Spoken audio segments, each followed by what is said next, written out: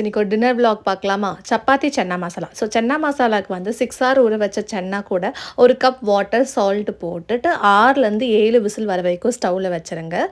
சப்பாத்தி பண்ணுறதுக்கு வந்துட்டு 1 கப் சப்பாத்தி மாவும் அது கூட தேவையான அளவு தண்ணி, ஆயில் போட்டு உப்பு போட்டு நல்லா மிக்ஸ் பண்ணி எடுத்துக்கோங்க.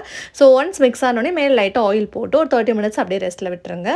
சன்னா மசாலா பண்ணுறதுக்கு வந்து ஒரு கடாயில் தேவையான அளவு எண்ணெய் ஊற்றிட்டு நான் வந்து இங்கே 2 வெங்காயம் சேர்த்துருக்கேன்.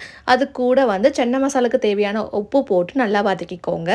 அது கொஞ்சம் வதங்கின உடனே 1 டேபிள் ஸ்பூன் இஞ்சி பூண்டு பேஸ்ட் ஆட் பண்ணிவிட்டு அதை நல்லா வதக்கிக்கோங்க. அதுக்கப்புறமா 1 பச்சை மிளகா, 3 தக்காளி போட்டு தக்காளி நல்லா சாஃப்டாக வர வரைக்கும் வதக்கிக்கோங்க. அதுக்கப்புறமா மசாலாவுக்கு மஞ்சத்தூள், அதுக்கப்புறம் தனி மிளகாத்தூள், கொரியாண்டர் பவுடர், அதுக்கப்புறம் கரம் மசாலா, அப்புறம் கொஞ்சமாக ஆயில் போட்டு நல்லா 5 மினிட்ஸ் நல்லா வேக விட்டுக்கோங்க. சப்பாத்தி 30 மினிட்ஸ் ஆன உடனே நல்லா சப்பாத்தி ஷேப்புக்கு நல்லா திரட்டிட்டு ஒரு தோசை தவாவில் எண்ணெய் ஊற்றிட்டு சப்பாத்தி போட்டு ரெடி பண்ணிக்கோங்க.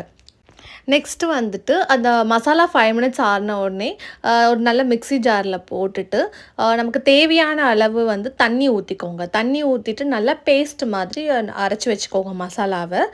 ஒன்ஸ் மசாலா ரெடி ஆன உடனே சேம் கடாயில் வந்துட்டு 1 டேபிள் ஸ்பூன் ஆயில் போட்டுட்டு பிரியாணி ஸ்பைசஸ்க்கு வந்து உங்களுக்கு எவ்வளோ வேணுமோ அவ்வளோ ஆட் பண்ணிக்கோங்க. நான் இவ்வளோ ஆட் பண்ணுற மாதிரி. அதை லைட்டாக வதக்கிட்டு நம்ம ரெடி பண்ணி வச்சுருக்க பேஸ்ட்டை கடாயில் ஆட் பண்ணிவிட்டு நான் 1 டேபிள் ஸ்பூன் சன்னா மசாலா போட்டுட்டு நல்லா கொதிக்கட்டும்.